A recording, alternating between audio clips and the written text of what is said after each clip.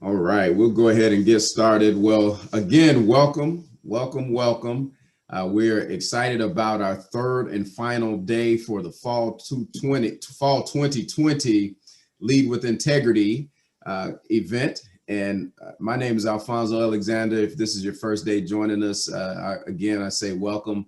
For those of you guys who have joined us in the previous days, we say welcome back. Today, you're in for a special treat. Our presenter today is Dr. Brian Griffith. Amongst other things, Brian is an author. He's a professor at Vanderbilt University, an entrepreneur, and the creator of a magnificent tool that helps leaders get feedback so that they can be better. The two books that he's authored are one, Effective Groups, Concepts and Skills to Meet Leadership Challenges. And then secondly, Working in Teams, Moving from High Potential to High Performance. We thought Brian would be the perfect person to cap off our 3-day event because through Brian's experience, his research, and his knowledge, he really can help you guys where you are today, in that you're in organizations on campus, you're involved in a number of activities, many of you, and you engage with people that all will be experiences that can help you as you matriculate throughout your career.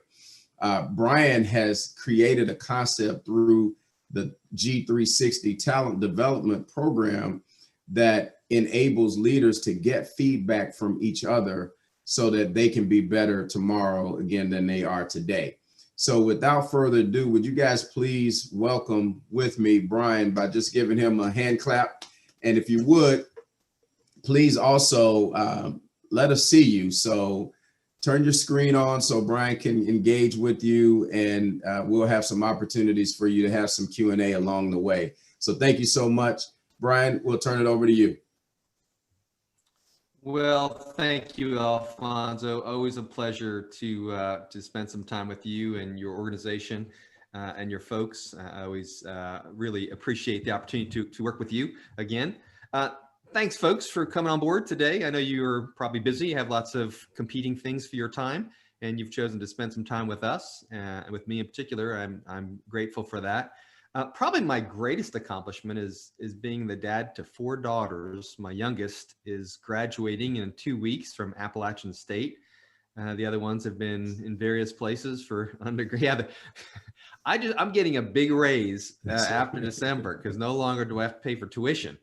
But I've done it gladly because I'm a big believer in higher education. So I actually am a big believer in education and training in general.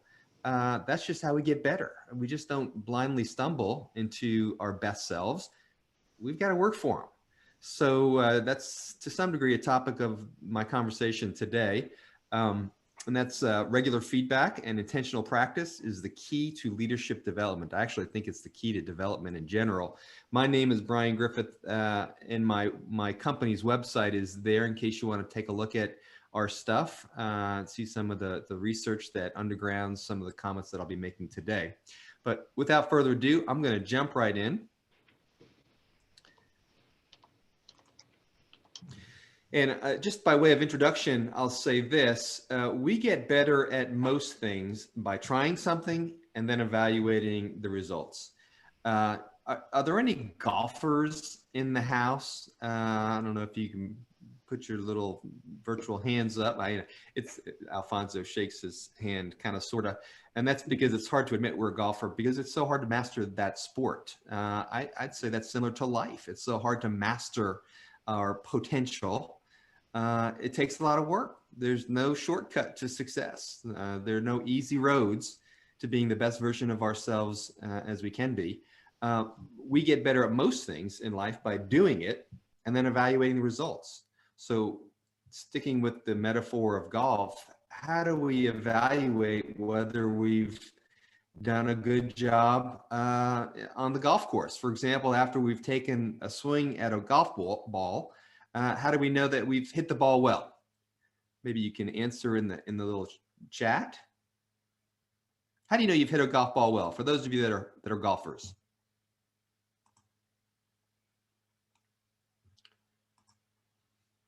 Stays out of the hazard. That's always good.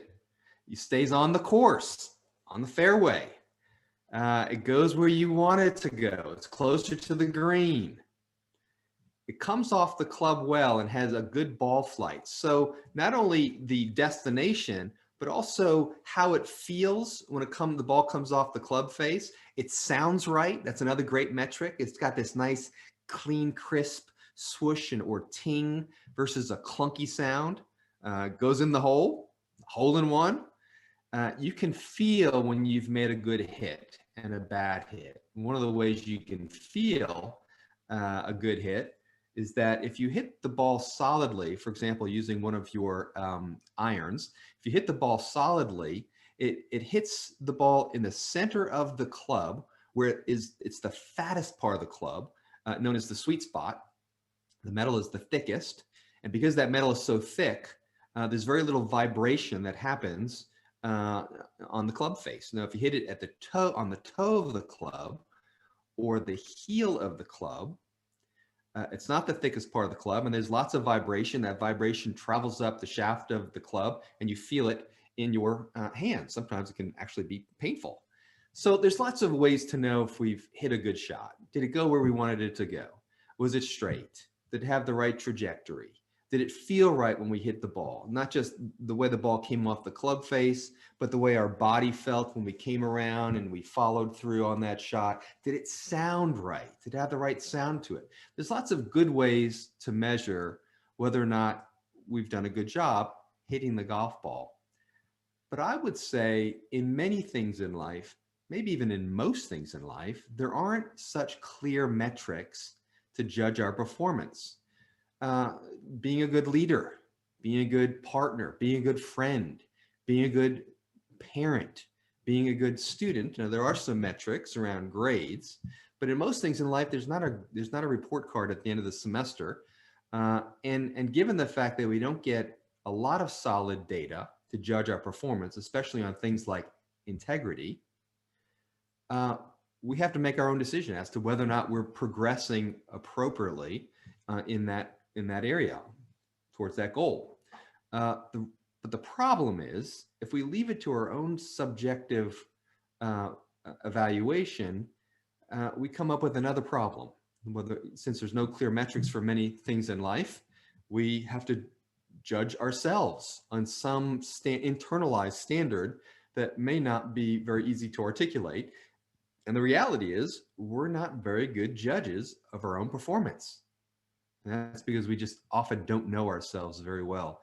So in many areas of life, things like golf, performing in a class, learning how to play the guitar, learning how to play the violin, learning how to make presentations, we can get pretty immediate feedback on what worked and what didn't work. For giving a presentation, we can look at the faces of the people that we're presenting to.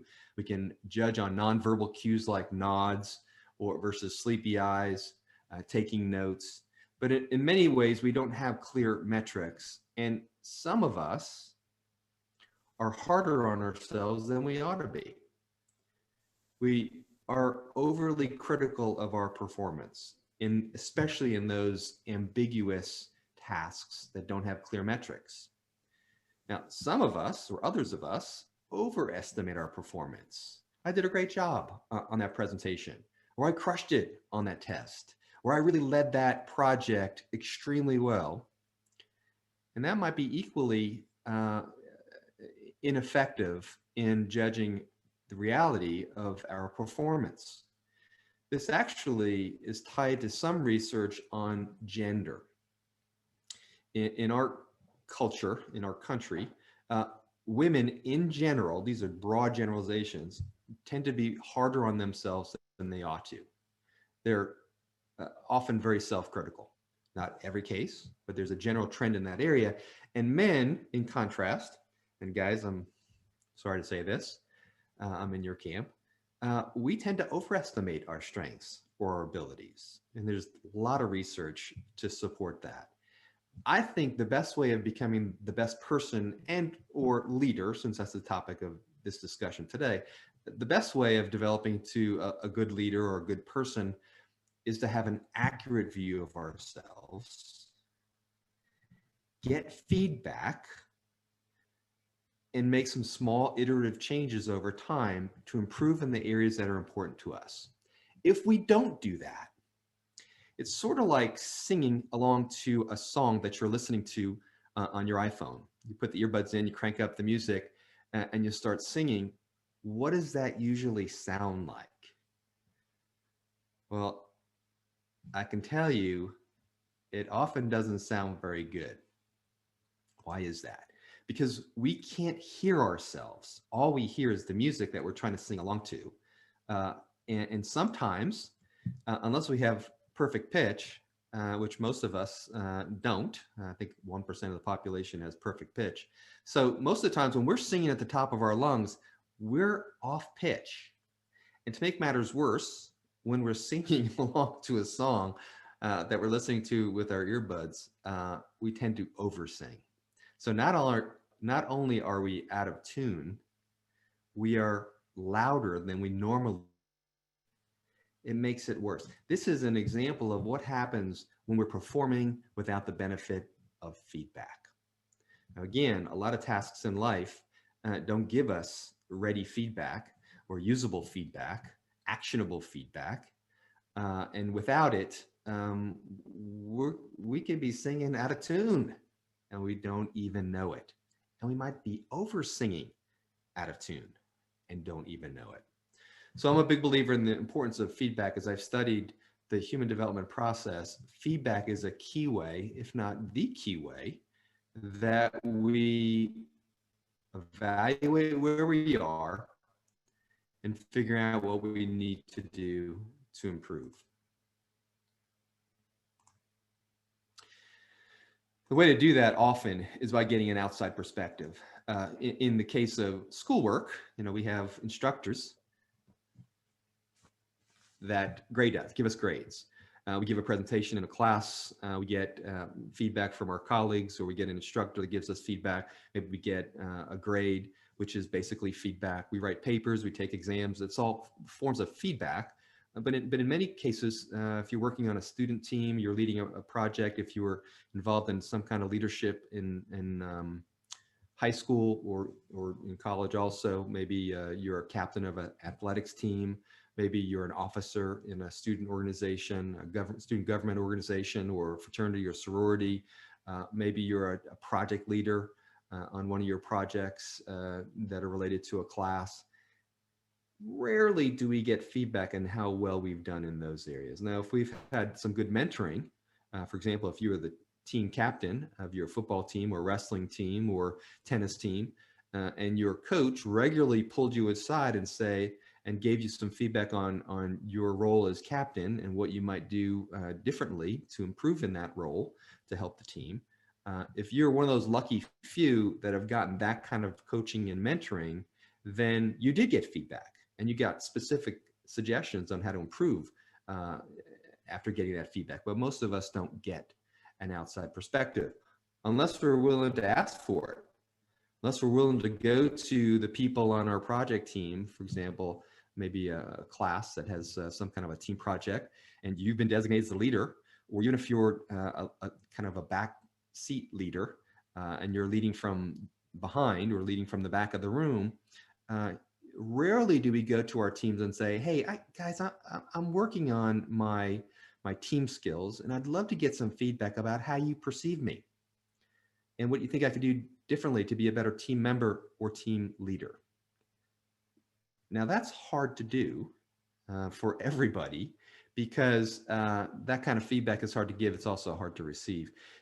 In many organizations, I'd say most Fortune 500 organizations for sure, if not all of them, use a tool called 360-degree feedback to give managers and senior leaders and even high potential employees, individual contributors that have the potential to be managers. They put them through a leadership development program that often includes a 360-degree assessment. And that's getting some feedback on specific competencies that are related to success in leadership and getting that feedback from different people in the organization. From your supervisor, certainly, that's the person right above you. From the people that work with you in a parallel way, your peers, let's say you're a department leader and you're going to get some feedback from the other department leaders who are with you in leadership meetings. And then you also get feedback from below you, your direct reports, the people that report to you. Now, feedback often flows top down in organizations. It doesn't always flow from the bottom up. It's hard for a direct report to go to his or her manager and say, hey, I got a problem with the way you're running our meetings, or I think you're showing favoritism to this person, or I don't feel like you're very approachable, or you don't deal with conflicts when they come up. It's hard for direct reports to say that to a leader or their manager. 360-degree assessments are anonymous tools that give people the opportunity to give and receive feedback. Now, this again is all based upon my premise that feedback is necessary for personal development. It's one of the best ways for us to grow as people, as leaders, as workers, and so forth.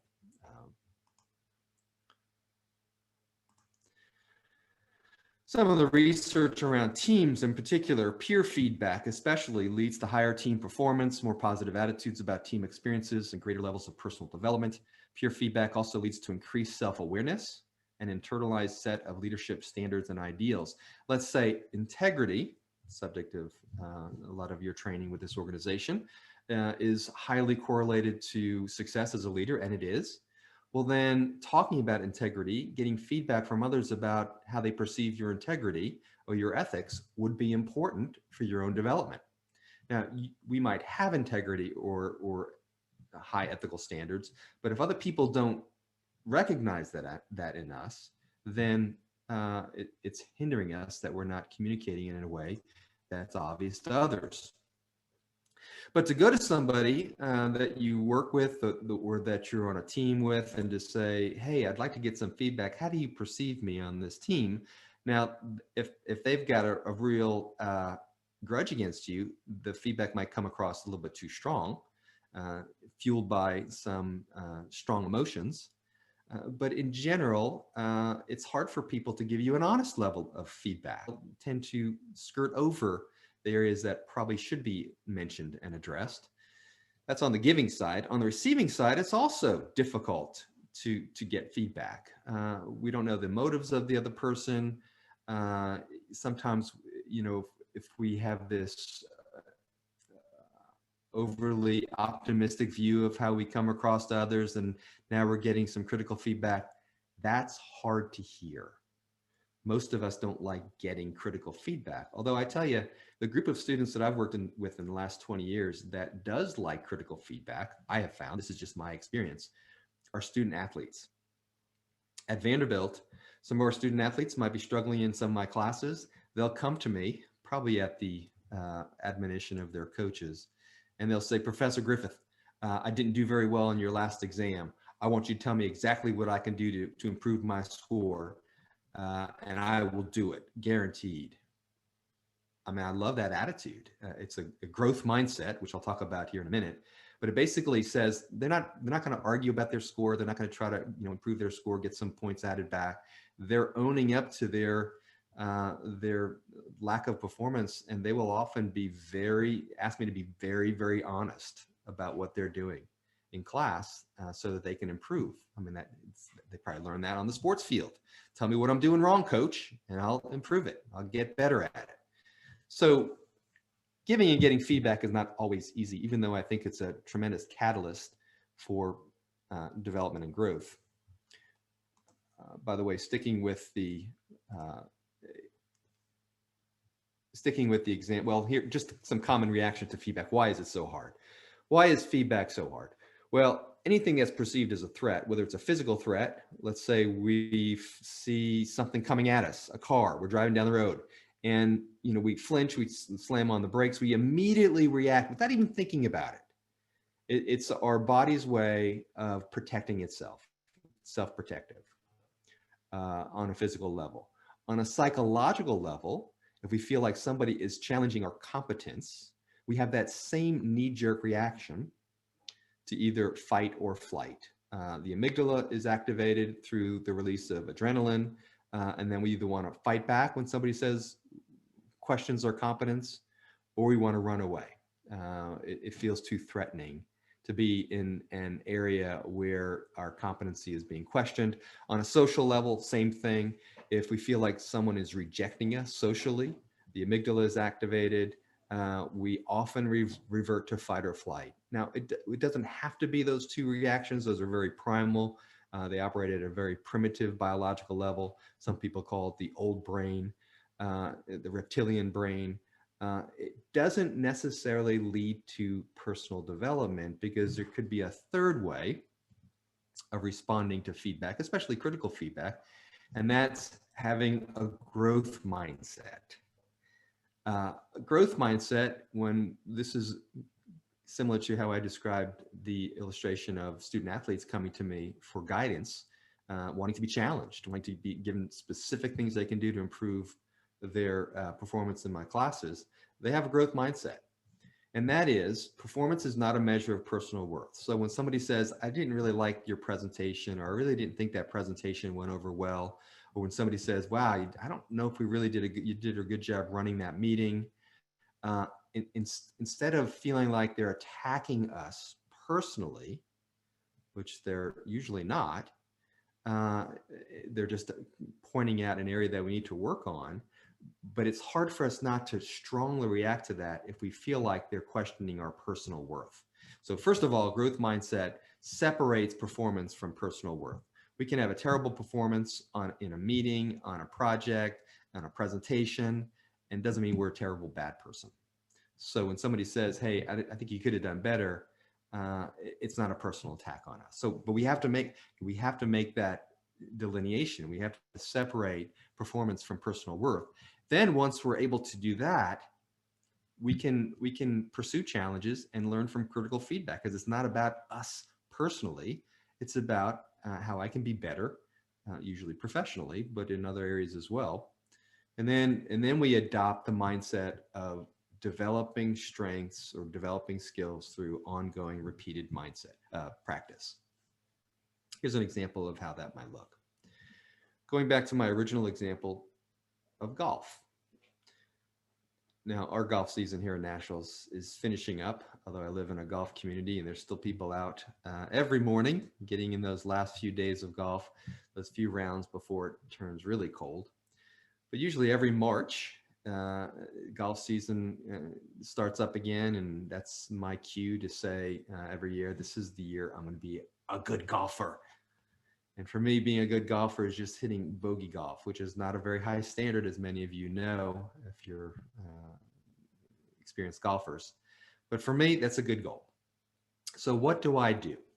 Well, first of all, I need to get some feedback on how my swing looks after a long, hard, cold winter. So I go to my local little course and I get some golf lessons.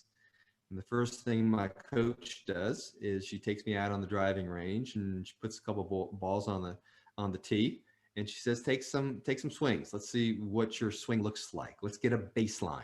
That's the feedback part. So I take some swings, and it's not pretty, I promise you. And she says, whoa, whoa, whoa, I've seen enough. And then she gives me some guidance. Well, we need to change your grip. We need to readjust your stance. We need to shorten your backswing. Let's try it again. So she gives me some feedback. Then she gives me some guidance, some small little things I can change. At the end of a half-hour coaching session, I mean, it's night and day. It's dramatic how much I've improved in just a short amount of time through feedback and specific guidance on how to improve.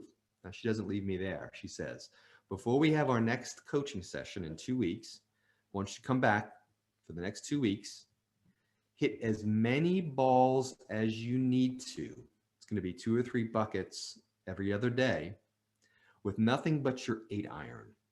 And I want you to keep practicing with your 8-iron until you can get 80% of your shots within 20 yards of the 120-yard pin. Okay, now I've got a practice routine.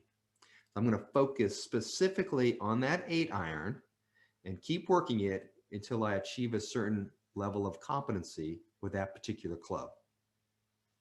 So I keep working on it. 2 weeks goes by. I go for my second lesson, and she says, all right, let's see your 8-iron. So I hit, and she's pleased. She's like, okay, well done. Get a little encouragement. That feels good. And I'm chomping at the bit. Let's start with the driver. Let's go to the driver. I want to start practicing my driver. And she says, whoa, slow down. Slow your roll, big fella. We're going to work on putting now. And we do the same thing. I take some putts. She gives me some feedback, gives me some specific guidance on how to improve. And then it's practice, practice, practice. That's the growth mindset model. Get feedback, learn what you need to do differently, and just go out and practice over and over again. This comes out of a book by Carol Dweck called Mindset. Great book. Be a great book to read over Christmas break or holiday break if you're looking for something. All right, well, let's keep moving in. As I've said, we don't have naturally a golf coach for life that we can go to and get feedback on how we're doing in various areas of life, like leadership or like levels of how we're perceived in terms of integrity. So what I've done in the last 8 years is create those 360-degree assessments, or an automated platform, online platform, to help people get feedback anonymously so that they can improve.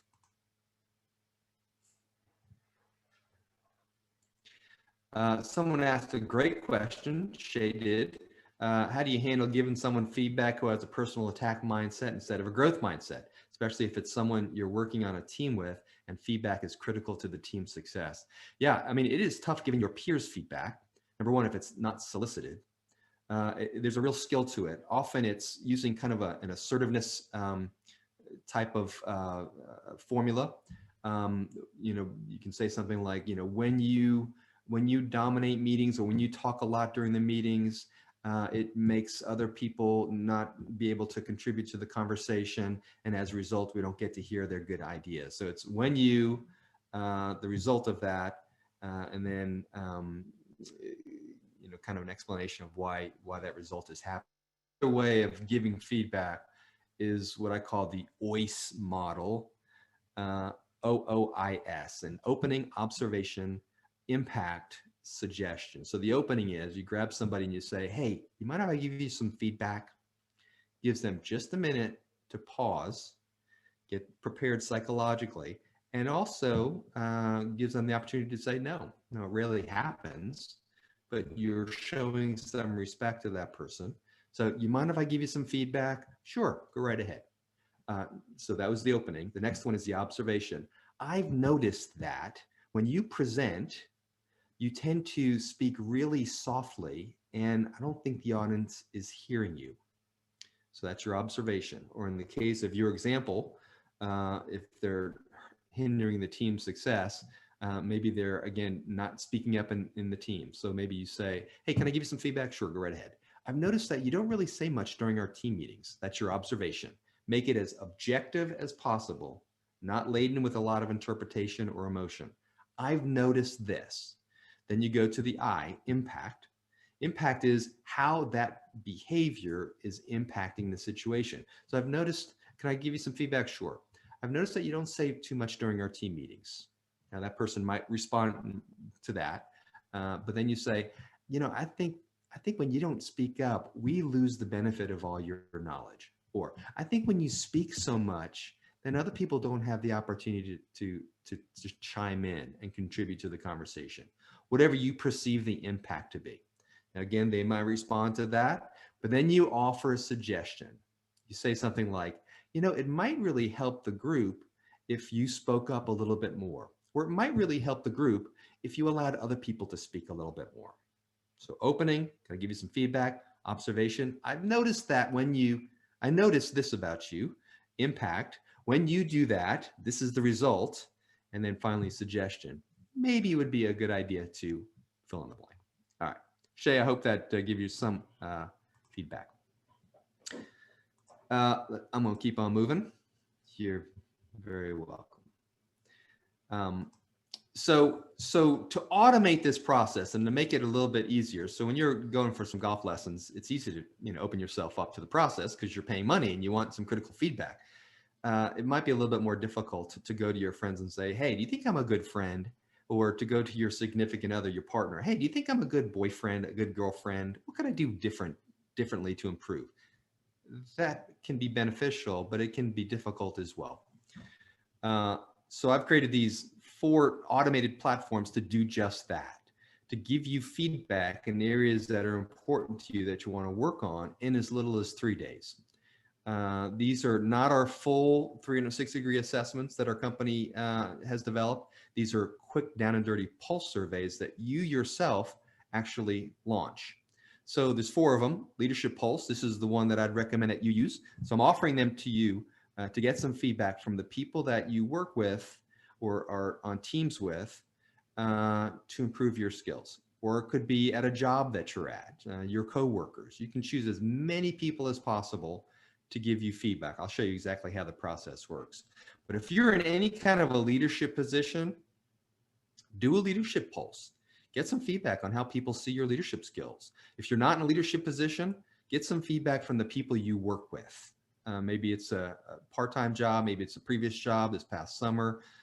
This will give you some feedback on the skills that are strongly correlated to success in just about any company. If you're working with people virtually, virtual team leader pulse, or if you're leading a team of any sort, do a team pulse. Get some feedback from your teammates on what's working, what's not working. Well, what kind of feedback are you going to get? Here are the competencies that are measured by each of the pulse surveys. There's 2 questions for each competency. So for example, I'm suggesting that most of you might consider doing a leadership pulse.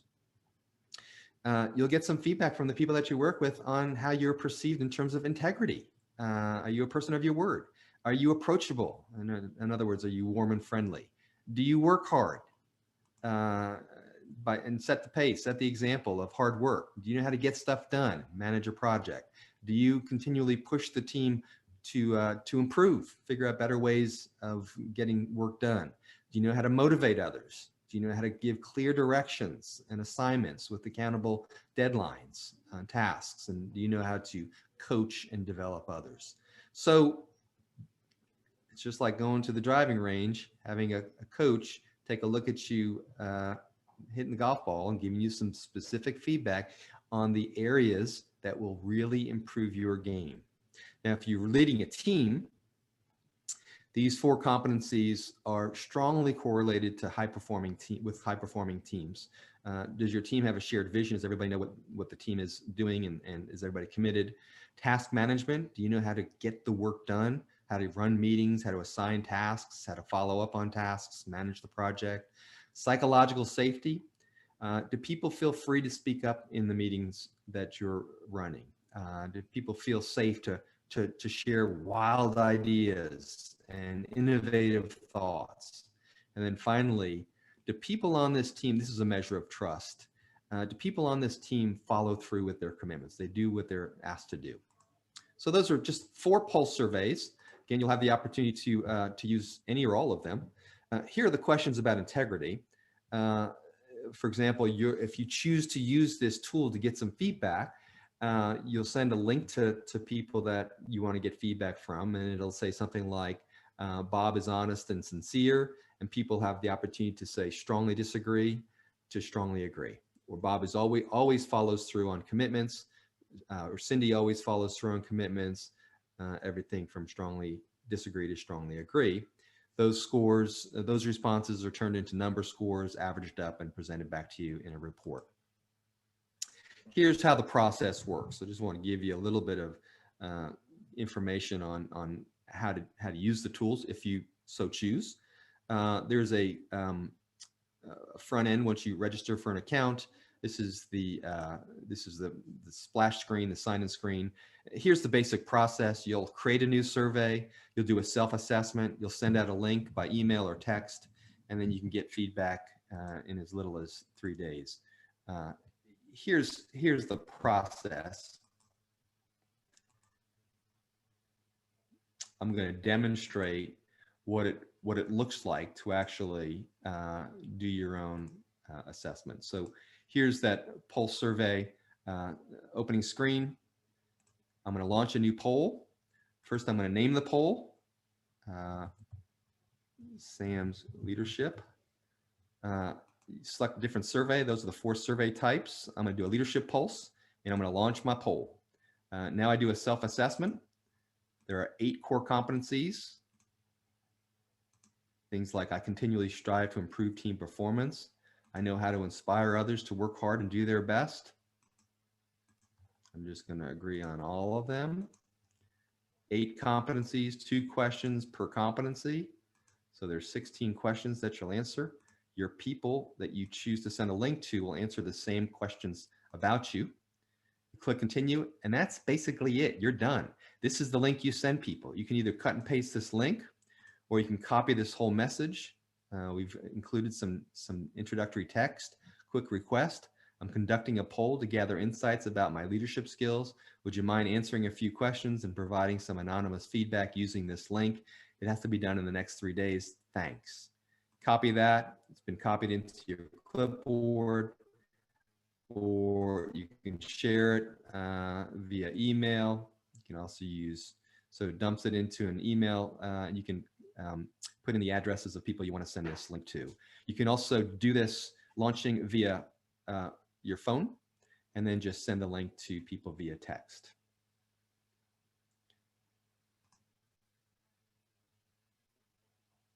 Oh, thank you, Ashley. Very kind of you. So that's it. Return to your dashboard. This survey has been launched. It takes probably a whopping 3 or 4 minutes, and then you'll see the results. We see that Sam's leadership survey was launched today. The poll closes in 3 days, so 72 hours, 58 minutes. You can extend that twice. So sometimes people didn't have enough time to weigh in. You can extend it for a total of 9 days. If you forget, well, what was that link again? You go to invite contacts, and you get access to that link again. So what do you get for this? Now you're opening yourself up. You're going to somebody and saying, a group of people, and you're saying, hey, I'm working on some areas, and I'd love to get your feedback. By the way, this is our website. There's information about these pulse surveys here if you want to take a look at information.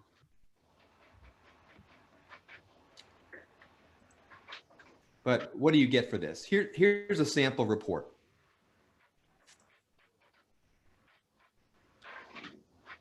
Yeah, it is anonymous. Yes, it is, Kent.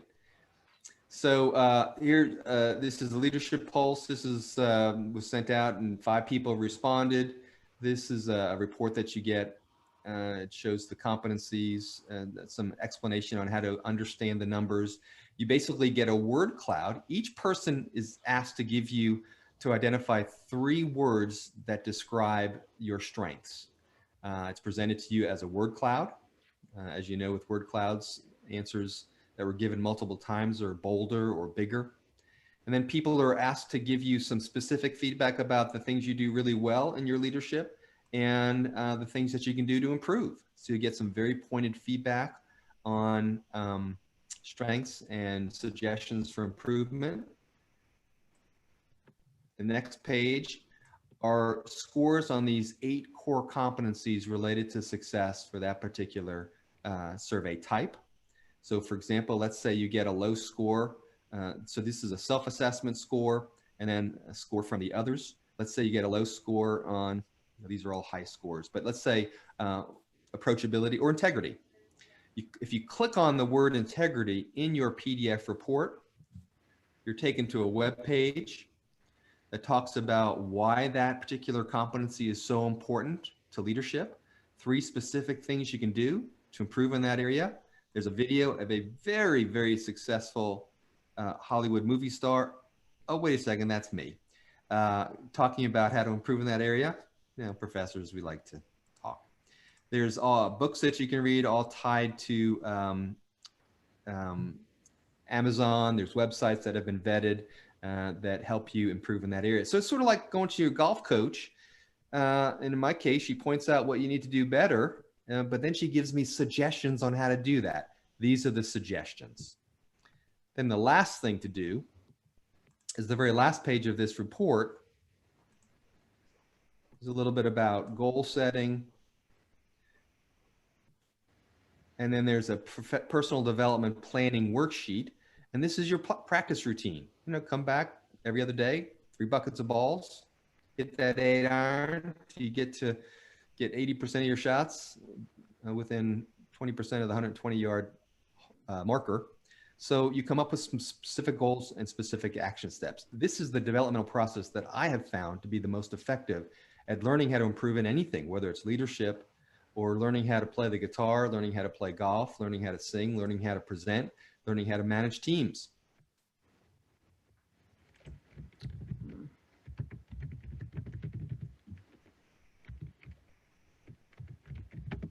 All right, I'm gonna keep going here. So when you get to, there's a couple of, the data is given to you in a PDF report, Jake. The report that I just showed you, it's a PDF, you download it. When you'll get notifications, a completely automated process. You'll be sent almost daily emails giving you kind of a update on the progress. When you're ready to download your report, you'll be asked to either pay for it's a $50 product or use a promo code. And this promo code has been set up, LEAD 2021. I'm already saying 2020 is kind of over. I'm looking to 2021. We need you guys to demonstrate some leadership to help this country and our companies and our schools. It asks you for a promo code. You put that promo code in, and that's how you get the report. And many companies around the country, around the world, use this for development purposes. Ashley's question, I strongly recommend that companies not use this for the purpose of bonuses and promotions. And here's the reason. Once it's tied to some kind of a financial incentive or professional incentive, then people will try to game the system. They'll send it to their friends. They'll send it to people. They'll make deals with others to give each other positive feedback. And then it becomes, loses its benefit. I suggest that people use it. I suggest that you use it purely for the purpose of getting some feedback on areas that you might need to work on, and then getting some guidance through the online resources, creating a plan to improve. And then I really encourage that you would get a mentor or a coach. You take your personal development planning worksheet to that person and you say, hey, I got some feedback. These are the areas that I need to work on. Here's some things that I've come up with already through some of my own research. What do you think I need to do to be a better presenter, to run meetings more effectively, to affirm others that I work with more effectively? Give me some additional guidance and give me some additional ongoing feedback so I can improve in those particular areas.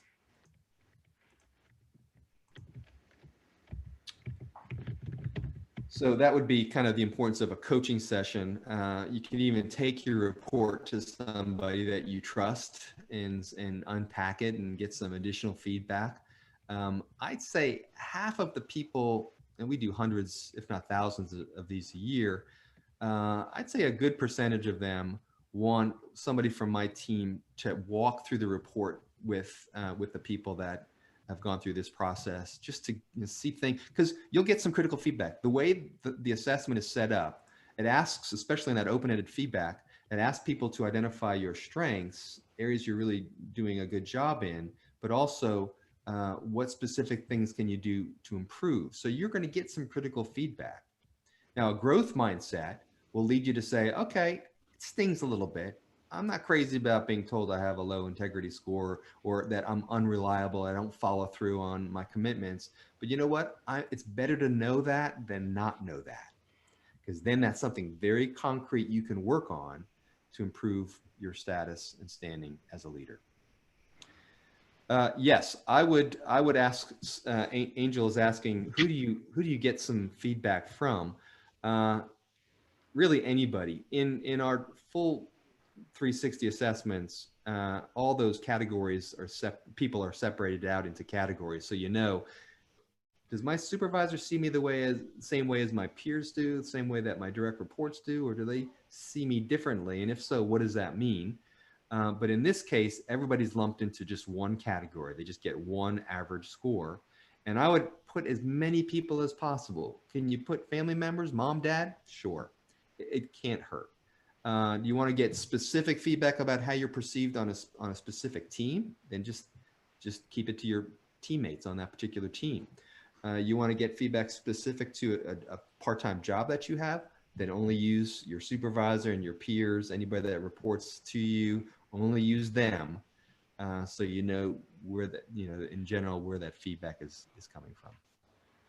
Oh, thank you, Angel. You're very kind. In summary, and in conclusion, I've taught developmental psychology for 20 plus years. I've studied all the major developmental models. This is kind of a common theme in terms of how we grow and develop in life. And more specific to this presentation, how we become leaders. First of all, you set reasonable goals. We get feedback. Then you set reasonable goals. You create a plan to reach those goals. You work that plan. And there's no shortcut to success. And it doesn't happen by accident. It takes deliberate, intentional practice. And then you get more feedback. And that's how we become the best that we can be. So on that note, I'm done. Any other specific questions? We got a few minutes here. If anybody has any specific questions.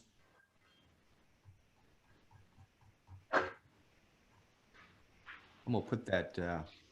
Brian, thank you so much for this amazing presentation, and it looks like a wonderful tool. We'll ask now any of you that have questions, if you want to go ahead and continue to place them over in the chat area, and Ashley will grab them and share those questions with Brian here in our last few minutes. If you would like to unmute and ask your question in person, you have that option as well. So what questions do you have for Brian? The first one is from Jake. Does your company assess employee engagement like Gallup does? No, Gallup has made a lot of money on their employee engagement, and that's become the kind of the de facto standard in terms of how to look at employee organizational health. What I do for companies, and I've done this for hospitals, for big engineering firms, auto manufacturers, when a large enough group of their leaders go through this process, I can get average scores of 100 or 200 of their mid-level managers or senior managers, and I can get a good sense of the culture based upon those average scores. But I don't do culture engagement or engagement scores. I'm mostly focused on leadership development. And by the way, do you have any tips on how to improve your own growth mindset? Brent is asking a great question. And this goes back to some of the gender comments I made earlier. Women are, again, I'm the father of 4 daughters, so I'm a little bit biased, but women are really hard on themselves. And we live in a culture where we're really hard on women as well, or the cultural expectations and standards and images are just untenable. So it takes a lot of work to be open to feedback and open to critical feedback. It takes a thick skin for sure. And it takes kind of a mindset that says, first of all, read that book, Mindset. Most of the successful people in the world today, whether it's in Hollywood or in athletics or in the world of business, have a growth mindset. They're tough, they're gritty. Grit is another great psychological construct, being able to push through obstacles to achieve results. But that first bullet on that growth mindset slide is the key. Performance is not a measure of personal worth. So when we get critical feedback, that's the one thing we have to tell ourselves over and over again. Getting a bad grade on this test doesn't make me a bad person. Getting broken up with by my significant other does not make me a worthless person. It's hard because when we're in the midst of that, it feels overwhelming. But it's a work in progress. By the way, so you got that promo code LEAD 2021. I'll go back to the very beginning slide, and this is the website, g360talent.com. If you go to Pulse Surveys,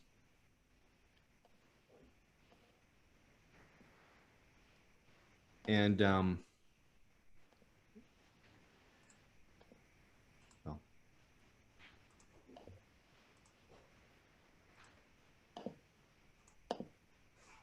g360surveys.com, pulse surveys, and you come down here and you launch a pulse survey. So that's it. It's a couple questions and you're ready to go. So like I said, just a quick 3 to 5 minutes to get set up, and 3 days later, you've got some feedback. And we'll Bryn, thank you. Ken, thank you.